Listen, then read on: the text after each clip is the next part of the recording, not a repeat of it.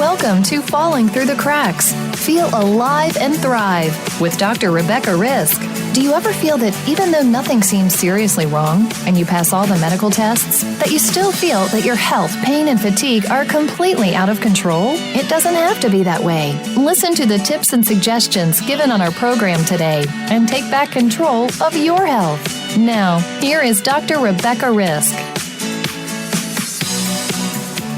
Hi everybody, welcome to Falling Through the Cracks. Today I'm talking with Leslie Schrock, who is an investor and entrepreneur with a decade of experience working in the intersection of health and technology. We're discussing her book, Bumpin', The Modern Guide to Pregnancy. Leslie, welcome to the show. Thank you for having me. So what inspired you to write this book? My own complicated pregnancy journey as a healthy woman in her mid-30s. So we're hearing a lot about that these days. You know, the average age of first-time moms is no longer 24 or 23 as it was, in the 80s when a lot of the classic pregnancy guides were written. And, I came to this with a lot of knowledge, a background working in healthcare, and really, it was the most clueless and helpless I have ever felt in my entire life. I had a miscarriage, I had a second pregnancy that wasn't viable, and then 16 months later, my son arrived, during a somewhat urgent C-section. So, you could kind of say everything that went wrong, could have gone wrong for me, did go wrong. And I just kept thinking, like, if it's this hard for me, what must this be like for everyone else? And so, kind of in my first trimester of the last, pregnancy, I started writing my book. I wrote it in real time, which was really cool because it kind of, got to track with me as I went through it. I also, sourced many, many questions and lots of things from, chat groups and forums, Facebook groups, and more mom groups than any one person should ever be part of. Reddit, you name it. Really to try to find out what were the things that people needed to know that no one was talking about. And so really it sprung from, my own personal journey, but then really grew to try to capture kind of this zeitgeist of, hey, like there are hard parts of this process. There's a lot of joy. It's a life-changing process for me. It's like the best thing I've ever done. But it's not always like that for everyone. So I think that we don't do a great job of preparing people for the full journey of pregnancy. So we can get into that in a little bit. Well, let's get into that. How did you feel unprepared? What did your doctor explain to you? And then what did you feel like was missing in that explanation? I think I had an excellent OB. I had a whole obstetrics team. It wasn't really about the quality of my medical care. I had great care. I mean, I'm very fortunate. I have decent insurance. I have, good medical care. But really, like, those appointments are 10 minutes. I mean, they're not long. So you spend, during an average pregnancy, you have 10 to 12 appointments typically. They're usually about 10 or 15 minutes long at the most, unless you're getting scans done. And that's just not enough time if you think about how long this process is, especially in those first days when you only have really like one appointment a month. And so for me, I did not understand how common miscarriage is. That was one thing that was very, very surprising. Once you have one, you realize that everyone pretty much has had one if they have one kid or multiple kids, because it's incredibly common. I think it happens we actually don't know how common it really is because it's kind of impossible to know exactly when every single person gets pregnant if they do, because so many are lost before, your period's even missed. So, our best guess is it's like 20% is the number I see really being circulated. It could be up to 30 though. We just don't know. So as soon as I had my miscarriage, I just thought, oh my gosh, I'm now hearing from all these friends, because I was pretty open about it, that, they've had one too. And then the second time, when we had, chromosomal abnormalities and we had some other issues, that one I really felt like no one talks about, even though it's increasingly common. as the average age of first-time moms grows up. So, it was both a sense of, there are all these difficult things that happen that are very common that we don't talk about. And also, I think we have this idea that pregnancy care has to be kind of one size fits all. So, thinking about your care team not as just a relationship with a doctor or a midwife, whichever direction you kind of decide to go, but also opening yourself up to, other people, other different modalities. I think there are lots of complementary practices, practitioners like doulas who can make a huge difference in the birth experience and improve outcomes. So I was also really excited to dive into that. So, going back to the miscarriage part, I think it is not talked about, and I think even among friends. This actually came up last week in my office, and I think a lot of it, and you can correct me if I'm wrong, you've probably done more research, but a lot of people do feel shame, and there's the old idea that everything that has to do with fertility, conception, and pregnancy is on the woman, and so if you miscarry, you did something wrong. And so then you don't want to talk about it, you're grieving it, and then you feel a huge amount of shame around the fact that even happened to you. So it's harder to talk about it because you don't want anybody to know. Yep. You're hitting something so important, and there are two things that I want to talk about here. One is, yes, I felt it. I felt so much shame. I felt so much guilt. The spectrum of different emotions that I was feeling ranged from, I waited too long to have kids, and this is totally my fault because, my eggs are old and rotten, which is not rational. I thought, oh, well, maybe, I exercised, and that was what it was. Or, I had that cup of coffee. And, and this is before I had gone down the road of research for my book and found out that this is all completely false. So, 75% of miscarriages, that's the number we think. It could actually be more, are just due to chromosomal abnormalities where, the embryo just would not be viable. So it's in fact not your fault. There are chronic conditions that can lead to miscarriage, drug use, excessive alcohol use, substance abuse is definitely a cause. If you think you're pregnant, not a good thing to do. If you're trying to get pregnant, not a good thing to do. But the majority of the time, it's not. The other thing that I want to hit on, and I'm so glad you brought this up, is that it is almost always on the woman if there's a fertility issue in play. So about a third of the time, the issue is with egg quality or something else related to, women's health. Another third of the time, it's sperm. It's what's going on with your partner. And we do not try to test sperm first. In fact, it's often not tested until way, way, way later in the process. Some couples pursue IVF before they even understand that there's an issue with sperm quality. So there's a great company that just launched, within the last year called Legacy that's doing this at home. It's, kind of the same quality of testing that you get in a clinic. I think for a lot of men, they don't want to go to a clinic and it's kind of embarrassing, but a third of the time the issue is sperm. So if you're hitting fertility challenges, both partners need to get tested. The other third of the time, if you hit a fertility challenge, it's actually either both of you, there's something going on, or it's kind of impossible to diagnose. So that's kind of how it breaks out, which I find fascinating. Well, I'm glad you brought up the men as well, because I know, having treated, I practice Chinese medicine and acupuncture, and we do treat fertility, and often the women will be coming in over and over, and we'll never see the man, and it's just as important for him to be healthy and to do the same amount of work and to have acupuncture and to eat well, and it just, that conversation doesn't even happen, and I think, and I'm thinking of, there's a few shows I can think of where the man had to go get his sperm tested and he's freaking out about his manhood. And I don't think we've ever seen a show where a man had to get his sperm tested where he was okay with, I just have to do this. So then right? We don't ever see that calm. So maybe that calm isn't there. I'm not a man, so I don't know. But there's obviously a lot of issues around whether or not a man can have a fertility issue as well. Yes, I couldn't agree more. And yes, it is. There are things that men can do to improve their sperm quality. Like taking CoQ10 is not just something to do for women. been proven to have benefits for both. But yeah, I think we have to change this narrative around, fertility challenges and infertility to really start encapsulating men, because sperm counts have gone down. I think it's 60% in the last 40 years.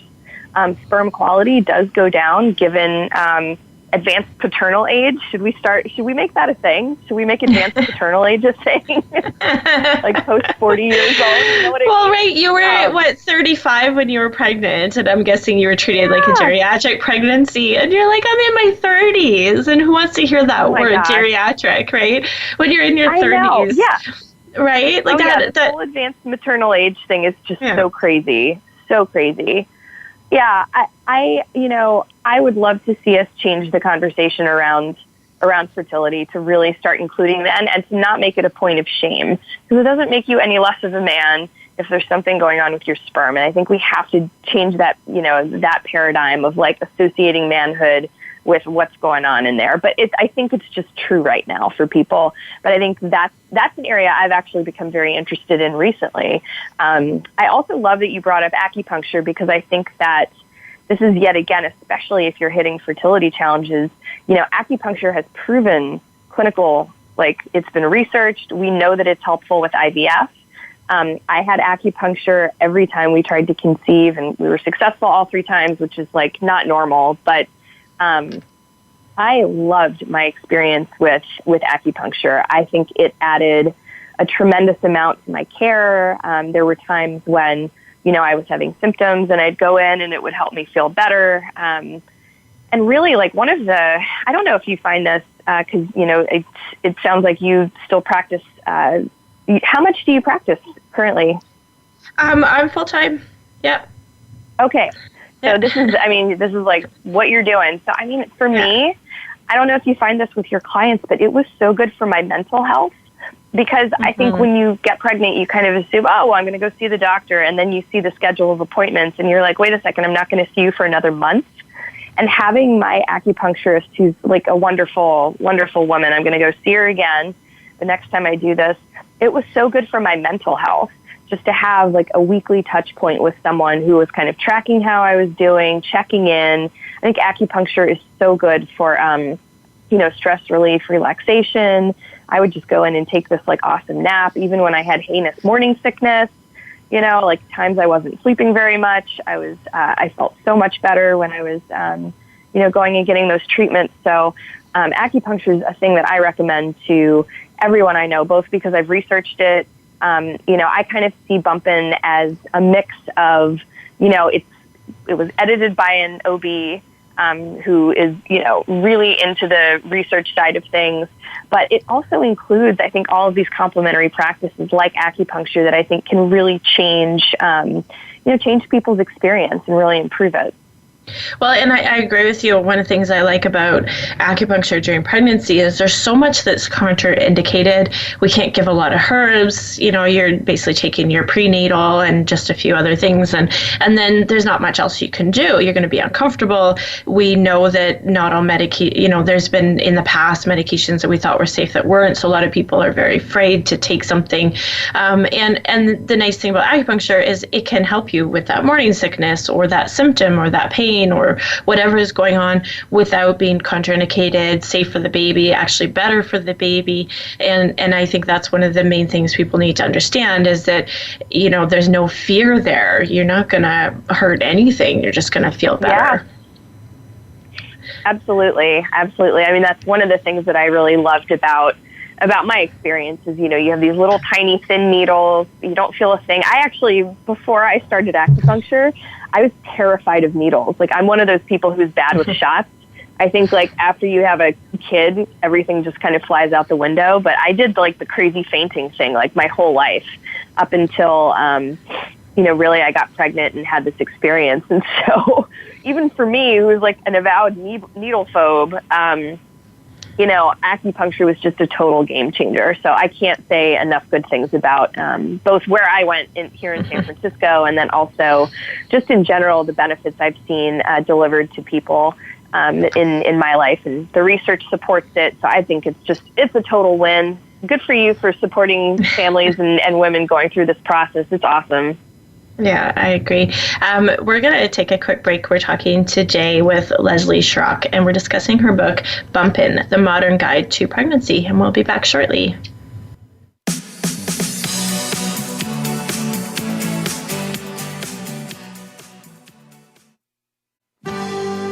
Your life, your health, your network. You're listening to Voice America Health and Wellness. The Voice America Live Events channel is here now to showcase your corporate, individual, or organization's live event. Visit voiceamerica.com/live events to see all of our past live events and find out more. Whether it's a multi-day conference, special speaker, or single-day event, we've got everything to make your event a success. We can do a few hours or a few days. For more information about taking your event to the next level, call Jeff Spinard at 480-294-6417 or email info@voiceamerica.com. Again, that's Jeff Spinard at 480-294-6417 or send us an email to info@voiceamerica.com. Voice America is where you are and where you want to be. Join us around the globe as we broadcast live from some of the most interesting events available. Don't forget to view all our live events, including on-demand access to past events that you may have missed by visiting voiceamerica.com/live events. Have you become a member yet? Sign up now to become a member of Voice America. It's always free and easy. Plus, you get to take advantage of some great member benefits. Get unlimited access to millions of hours of on-demand content across all of our channels. Keep track of your favorite episodes, shows, and hosts in your own customizable library. Find out what shows you might be interested in based on your favorites. Plus, you get insider access with our newsletter. Membership gives you more. Sign up at voiceamerica.com and click Register at the top right. Your life, your health, your network. You're listening to Voice America Health and Wellness.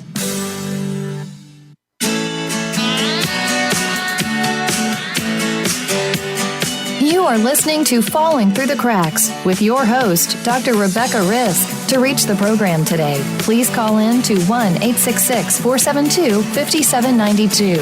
Again, that's 1-866-472-5792. You may also send an email directly to Dr. Risk. The email address is anantacalgary@gmail.com.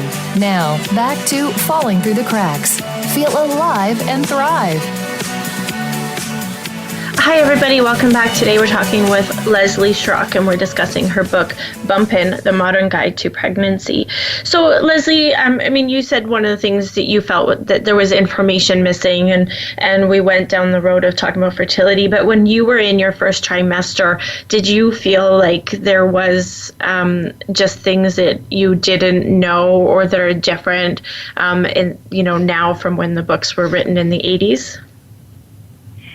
I don't know that the symptoms have necessarily changed. I think pregnancy is still kind of pregnancy, right? Like what happens in the first trimester is, no mystery in some ways. I think the cause of things and why things happen, we don't really know exactly what causes morning sickness, especially when it's hyperemesis. Like we don't know exactly why that happens to some people, but not others. So I think in terms of the symptoms are about the same, but I think because we now have access to all of this information online and, with strangers and people who have lots and lots of opinions, one of the things I really struggled with actually was, in my third pregnancy, I didn't really have crazy symptoms. So the first two pregnancies that unfortunately didn't work out, I had really bad morning sickness. And I didn't really know what to do about it for a while because nothing really helped. Kept crackers by my bed, kind of followed all the conventional wisdom. I was getting acupuncture, but I still was so nauseous all the time. And then the third time, I kind of had nothing, which was strange. And then I thought, well, oh my God, am I still pregnant? What is this? This doesn't feel like the last time. This isn't, this can't be normal, right? And I would go on the forums and go in the apps and look around, if your symptoms stop, does it mean something's wrong? Or does it seem like, this is not going to work out too? And what I realized is just I was white knuckling it so hard.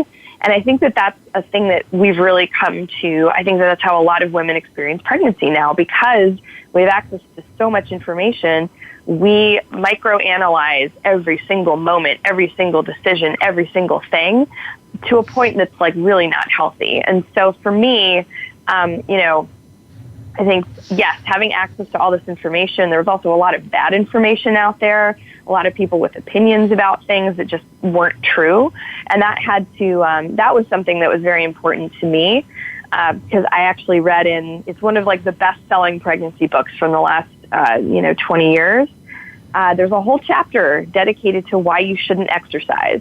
And one of the reasons is why take the risk, which is crazy to me, because we know that exercise I would like to reframe as just staying active, because it can mean lots of things. It doesn't mean having to be a gym rat.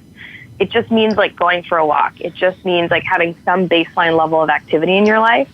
But the fact that still existed, the fact that someone like this book still sells a lot of copies, and it's just categorically false. And so I really went down the rabbit hole of like, I went in with my own ideas, but I tried to make it kind of a judgment-free zone. This is what we know. Here are the caveats. You can't control everything, which is another really important message, I think, that I'd love to, share with anyone who will listen, which is just, you can do everything, quote unquote, right. You can follow the rules. You can, eat as healthily as you can. You can take good care of yourself. But in the end, like, you just don't have full control over this process. That's important to understand. I think that's where a lot of the anxiety comes in. It's hard to let go of that anxiety if you're not getting pregnant, or if you are pregnant and you've miscarried or you don't want to and you're scared. And then, of course, you're down that anxiety road. But knowing that there are other people in the same situation, whether they're talking about it or not, I think is really helpful, because then you don't feel quite as lonely. One of the most, the biggest comments that I get when there is a miscarriage is, we're just alone in this. We haven't told anybody we were pregnant. It's just the two of us. We're grieving. Nobody understands, and nobody's sharing, right? And that's a big deal. That affects things significantly on how you're going to feel, as you said, in the next subsequent pregnancies and in general, I think. Yeah, absolutely. And I think that's one of the things that I'm trying to change with this book is that I am totally willing to be raw and real and talk about how hard it was, but also talk about how common it is. I mean, the number of people who opened up to me, and actually, I'm now like Siri for pregnancy with everyone I know and everyone I don't know, which is really, really a cool thing. But it's incredible to have people sharing these very vulnerable moments with me, because I was willing to go out there. Hilaria Baldwin actually just posted this or wrote this piece, I think it was in Glamour, about her miscarriage that happened, I believe, at like 16 weeks, which is, on the later side. Miscarriages typically happen before 10 or 12 weeks. So it was, definitely a pretty traumatic one. And the way she wrote it, I thought was absolutely perfect, about all of the hurt, all of the kind of shame, all of the, even though she has, I think, 3 or 4 other kids, like looking around and just feeling this grief. And I think that this is another area that we really need to work on, which is mental health during pregnancy. It's an incredibly stressful time on so many levels. Your entire life is changing. Your body is changing. Your hormones are all crazy. Even if they're not totally crazy, they're probably just different. There's something that's different. Your body is changing, which might be really hard. It's very hard for a lot of people, especially people who, are very into fitness. It's just a big change. Never mind the changes with your finances and your relationship, which are 2 areas that I think no books and no one really kind of covers in this, which is, if you're not doing financial planning before or during pregnancy and talking to your partner about what you want that life to look like when your baby shows up, how you want to split responsibilities, all of those things, that's another huge area that I think contributes to stress and anxiety for most couples. And so I have whole sections of the book dedicated to ways that your partner can help. Actually, sections just for them to read, and you should read it together. One of the things that's been really kind of compelling or I mean, it's one of those things that you never know how something is going to land. I was really hoping that men would read this book, and it's happening. I actually was looking at my Amazon reviews the other day, and I think like maybe not quite half, but almost half of the reviews are from guys who are feeling like this book empowered them to understand what their partner was going through, understand how to help.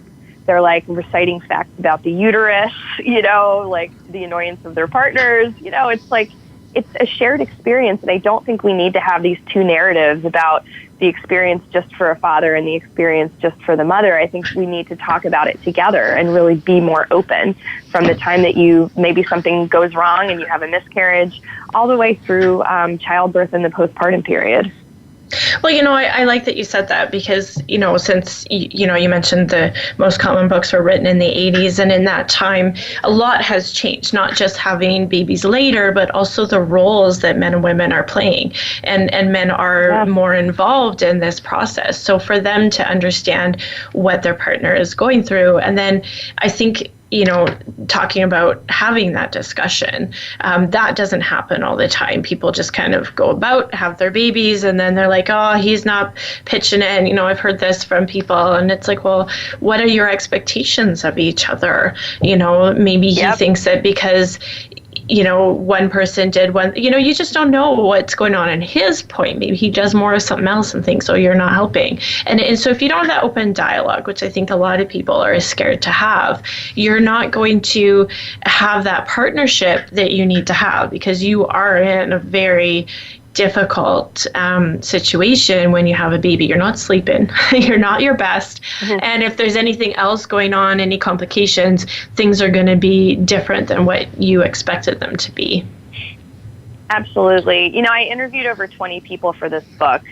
And one of the interviews that I had that I think was most personally impactful for me and a huge eye-opener was with a woman who's actually a parenting coach. I didn't even know this was a thing before I talked to her, but she really set me, I think, on a great path where I was able to talk to my husband about things that I really didn't even know we should discuss. So, we had 16 months to have these talks, and we were talking about it before we ever conceived. We kind of agreed on some very basic things, but, some of her advice was, and this is all in the book, really talk about like what your childhoods were like.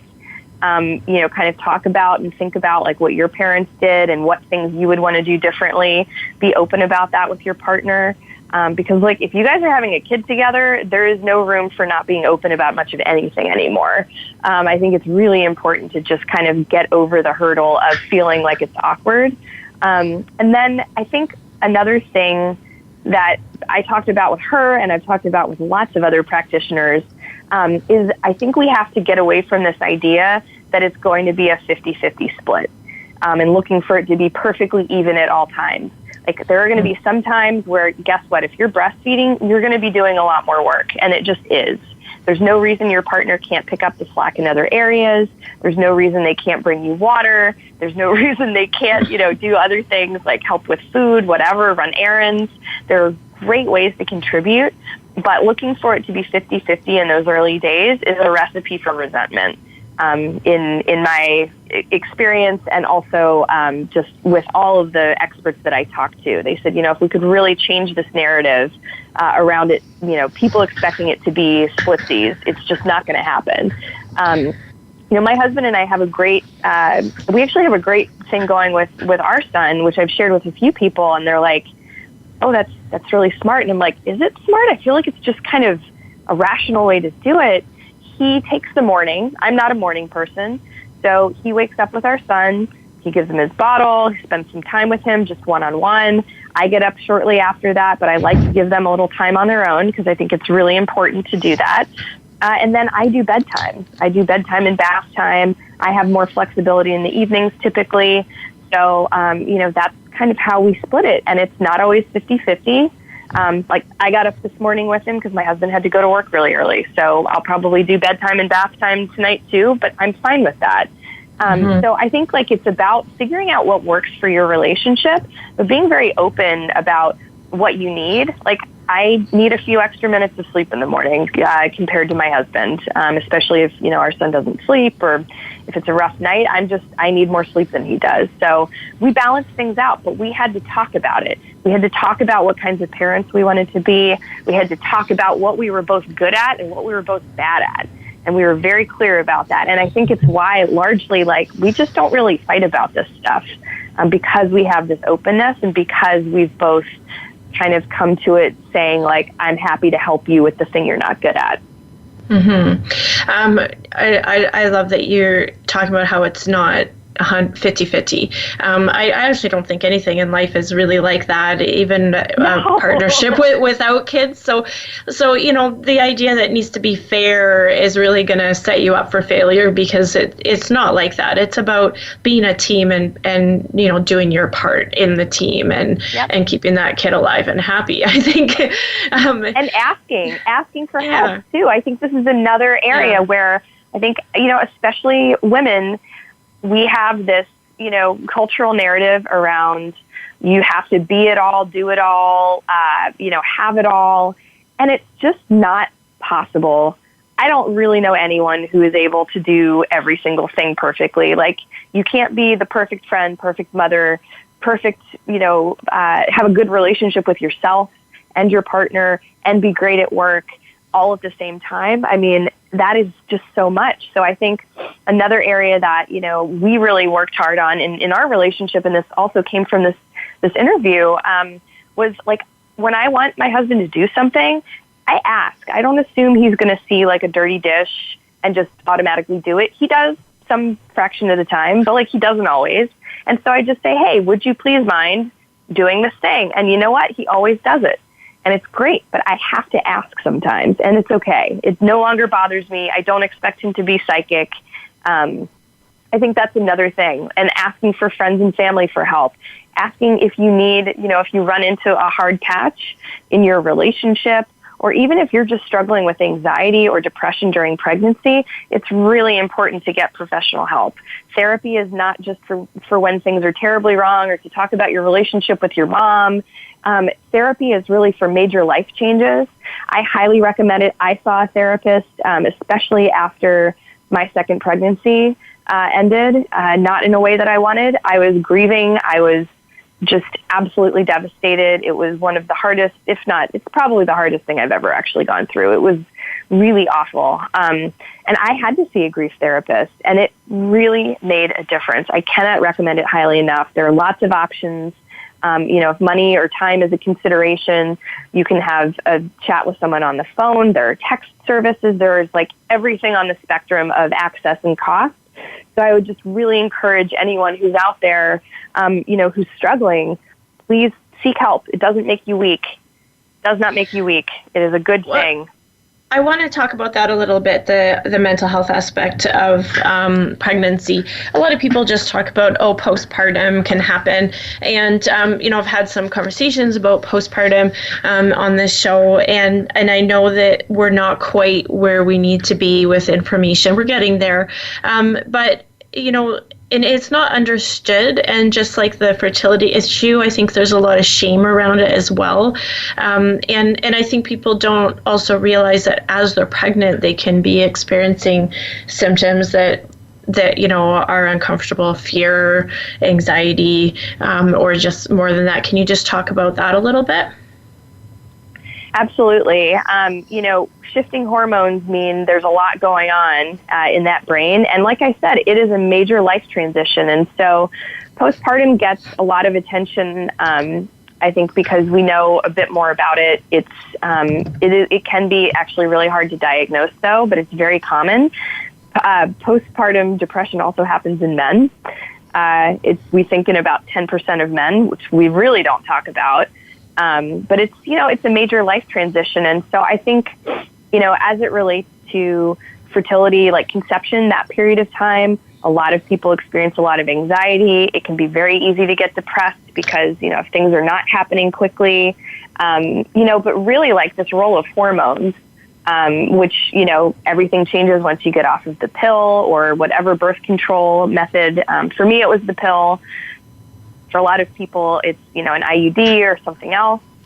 But I think we have to just acknowledge that, anytime you are doing something or experiencing something that signals a major change in your hormones, it's going to start messing with your head a little bit in some way.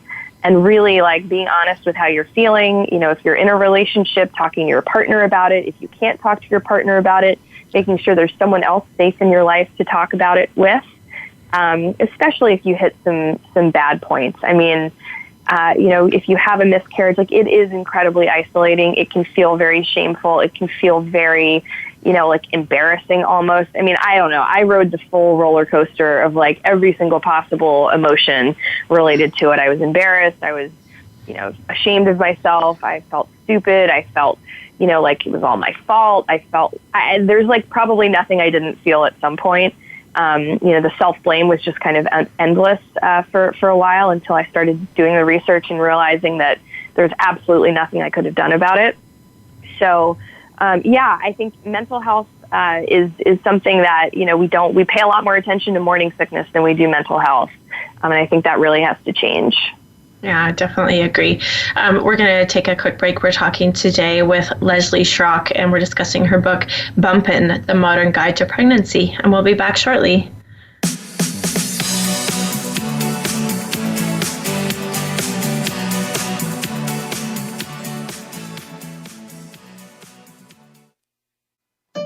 Opinions, options, answers. You're listening to Voice America Health and Wellness. Take us on the go. It's even easier now. The Voice America Talk Radio Network has a mobile app for iOS, Android, or Amazon Kindle. Visit the Apple App Store, Amazon, or Google Play to download the app powered by Aircast. It's free and no registration is necessary. In minutes, you could be enjoying your favorite Voice America Talk Radio host no matter where you are, in the car, out and about, while traveling, or anytime you can't be close to your computer. Catch up on the archives you've missed or discover new shows on the spot. Search Voice America at your favorite app store. We're on the pulse of the world with great shows and hosts. The Voice America Health and Wellness channel is also on Twitter. We've got ideas to keep you healthy, breaking health news, and more. Follow us on Twitter at VoiceAM Health. That's at VoiceAM Health. Opinions, options, answers. You're listening to Voice America Health and Wellness.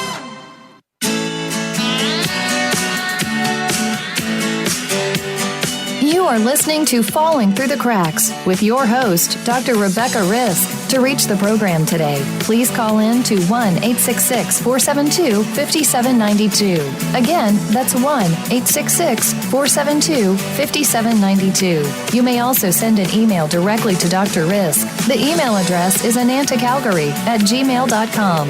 Now, back to Falling Through the Cracks. Feel alive and thrive. Hi, everybody. Welcome back. Today I'm talking with Leslie Schrock, and we're discussing her book, Bumpin', The Modern Guide to Pregnancy. So, Leslie, I think we had a good segue into what to expect after birth, which I everybody talks about postpartum, but I think there's some things that aren't discussed enough. Can you just let us know what's going on there? Oh my gosh! If I knew what you've was got going 2 on minutes. in the postpartum period. Yeah. I mean, oh man, it is, for me, there's the fertility and conception side that was surprising and kind of shocking. And then, everything that happened during birth for me kind of went haywire. And that led to a postpartum recovery that, I think in the end ended up being pretty quick. But the first days after birth, oh my gosh. No one talks about that. No one talks about, people kind of talk about the bleeding. They talk about the mesh underwear at the hospital and making friends with nurses to get a bunch of extra to take home. But, I had 2 weeks of night sweats, which I don't think people ever talk about that. I had to sleep over a towel for a few weeks. I had so much fluid retention after birth. So I did this thing. I'm very against people trying for this snapback body thing. I think it's ridiculous. Your body has changed. It's hard. It can be a hard transition. But your body is never really exactly the same after birth. And I think just kind of living with that and sitting with that is something that is challenging, but I think we need to be more honest about. But for me, I weighed myself so that I could chime in here because I knew that it would be crazy, but I just wasn't prepared for how crazy it would actually be. So I weighed myself when we got home from the hospital, and I weighed exactly the same that day as I did the day I left, which was surprising because there was no longer a baby in there. But I was retaining so much fluid that 3 days later, when I weighed myself again, I had lost 20 pounds in 3 days of fluid retention. And it was from, I had a C-section, I was on a bunch of medications, and I would kind of weigh myself periodically, purely to chime in about this issue, so that people don't feel like, well, it's been 6 weeks and now I should just kind of go back to feeling normal, or hey, it's the end of the fourth trimester, the first 3 months after birth, I should be normal, right? And it's you're never going to be normal again. So I think, getting to the bottom of the idea that postpartum weight loss kind of makes no sense. Fluid retention, all of the things that are happening, your body holds on to a little bit of extra weight while you're breastfeeding. You need a little bit of extra fat typically to do that. So it's not even good to lose a ton of weight all at the same time if you're trying to breastfeed. But everyone's journey is so different. And I think this is another key point that, if you take away one thing from listening to this interview, your journey to, conceiving is going to be different. Your pregnancy will be different. Your bump will be different. The way you feel between pregnancies, if you get pregnant a second time, will be different. And your recovery will be different from other people that you see on the internet, from your friends, from your cousins, from anyone. And really, it's okay and it's normal. We're not all the same. We're not all going to have the same journey. And so really, the postpartum period is totally weird. A lot of things happen to your body. You shrink. I think one of the most interesting things that I heard about and experienced was, this process of involution.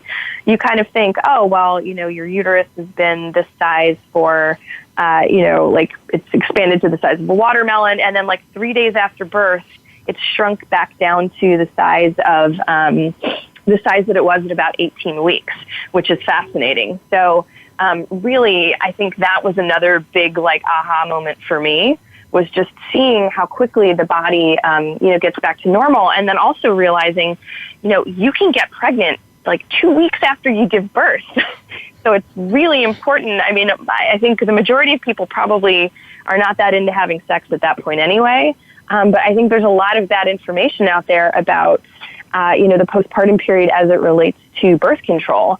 Breastfeeding is great birth control. If you're exclusively breastfeeding, you're not pumping, you're not supplementing, you're not doing anything, it's about as effective as the pill. But if you deviate from that at all of those benefits go away. So I think that that's another, area. If you know anyone who's had, 2 kids under the age of 1, it's typically because people assume that breastfeeding is foolproof.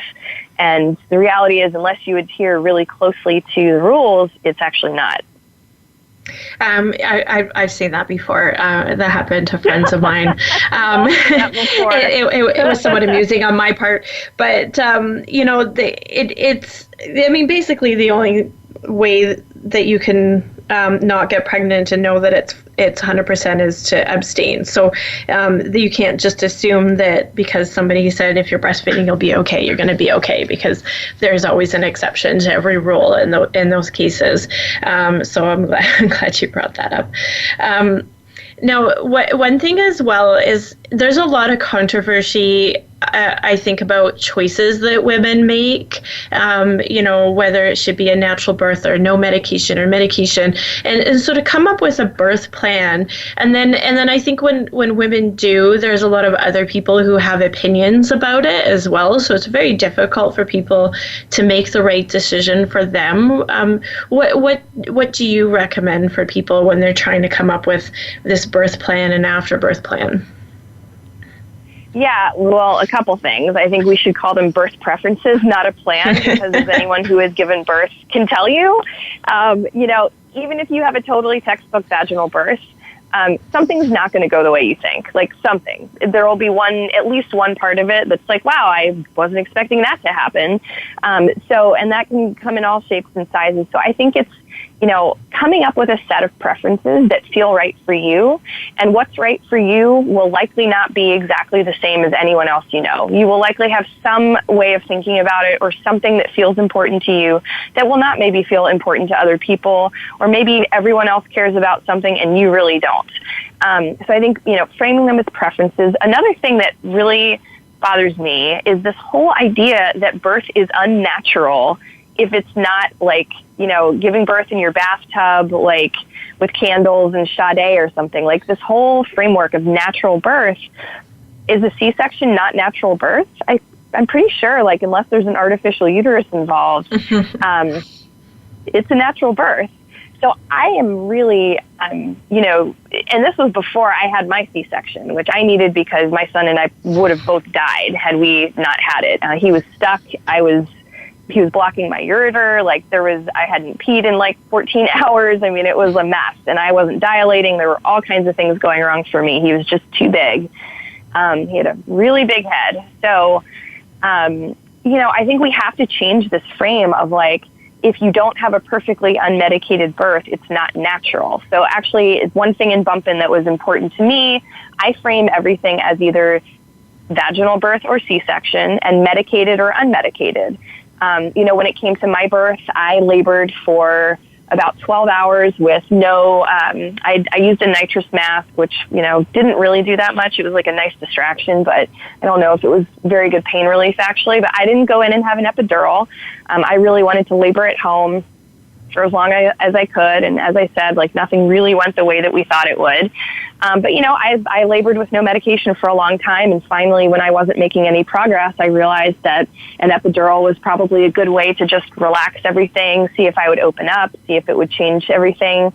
Because otherwise I was going to have to get a C-section anyway. So, and that's part of the deal when you get a C-section. So, I think getting really attached to, a plan is a really good way to feel disappointed afterwards, because, like I said, something will not happen the way that you want at some point. Mm-hmm. I think that's life as well. We have our plan for life, and then it just, right? And then it just doesn't happen that way. Now, I do think that it's important also to talk about how other people have their opinions, and this comes back to the shaming as well. You have your plan. What if you want to have an epidural, and then you've got somebody telling you this is dangerous, and they have their opinion about this. I think that one of the problems that we have today is that we do have opinions where we're shaming people into, you need to do it this way. And the bottom line, and I think you said it, is it's like picking what's right for you and your partner. Yep. And your baby and your family. And then you just stick to that and don't worry about everyone else. They are actually, I think a lot of those come with good intentions, but it comes to Absolutely. Be offensive to people who are like, this is not the decision I want to make. But most of the time people are just they have the best intentions for you. They do. And I think one way that we can all start to kind of, change that is, we all experience it during pregnancy. Like at some point, someone will come up to you if you're drinking a cup of coffee, which is totally fine to do as long as you don't drink too much. I can't believe you're doing that. Like, or you get the stink eye if you're in line for a cup of coffee or whatever, and remembering what that felt like and choosing not to do that later on if you see it happening with someone else, and just choosing to say like, that is their body, that is their decision, and really remembering to be kind. I think that this is a thing that we've really lost. I think there is so much judgment especially with parenting. I mean, pregnancy is one thing. Everyone gets an opinion about your pregnant belly because everyone can see it, and I think there's something just really, beautiful and irresistible about it. But, once you have a child, boy, then like the knives really come out for, if you're not an attachment parent, or you're not this, or I can't believe you had to give them formula, or I can't believe, XYZ decision, or why aren't you wearing your baby, or why aren't you doing this? Like me, for example, I had big dreams of breastfeeding for a long time. I wanted to wear the baby for some, amount of time. Like I loved those wraps. I was very into that. I had a couple different things going on. I also wanted my son to be a good sleeper, but everything kind of went sideways because I had a C-section. I was anemic. My milk supply was pretty bad the whole time. My son had a pretty bad bout of, it could have been colic, but I think he just has, I have IBD, irritable bowel disorder. I have ulcerative colitis, and I think he has a sensitive stomach the same way I do. And so he went through a bout where he just couldn't tolerate my breast milk. No matter what I did, I changed what I ate. I worked with lactation consultants. I had access to every possible person. And we still had to supplement with formula. And then at some point around 12 weeks, he just decided he was done. And I dried up, and that was that. And so I think, and he never wanted to be worn. In fact, when you rock him, he spits up. And he's been like that since he was an infant. And so, I had all of these thoughts about, the way that I thought that, he would be. And he's wonderful and awesome and so funny and so great. But when that kid wants to go to sleep, he wants to go to sleep in his crib. And he's been like that since day one. So I think it's also just, recalibrating your expectations and knowing that in the same way that you can't totally control what happens during conception or your pregnancy or even the way your body recovers afterward, you're also not going to have full control over that kid that comes out because they're born with their own set of opinions and preferences and personalities. And sitting back and watching that, personality come out is truly one of the coolest. My son's almost 9 months old now, and watching the person he's becoming and just kind of letting him take the lead and kind of seeing what he's interested in and going with that is just one of the coolest things ever. I'm just in awe of him every day. It's awesome. Wow. That's amazing. And I think you and I could probably have talked for hours and hours, but we only got 1 hour.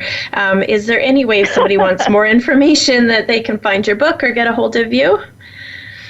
Yeah, bumpin.com actually will get you to me. It's just bumpin.com. That's an easy one, and I'm on the internet. I'm on Twitter. I'm happy to hear from anyone who has questions.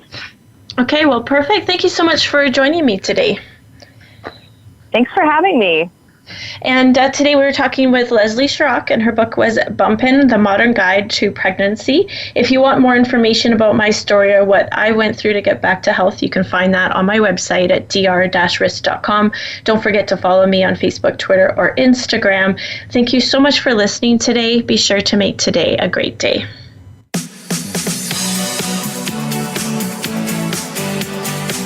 Thank you for tuning in to this week's edition of Falling Through the Cracks. Feel alive and thrive. Please join Dr. Rebecca Risk again next Monday at noon Eastern Time and 9 a.m. Pacific Time on the Voice America Health and Wellness channel. We'll talk more next week.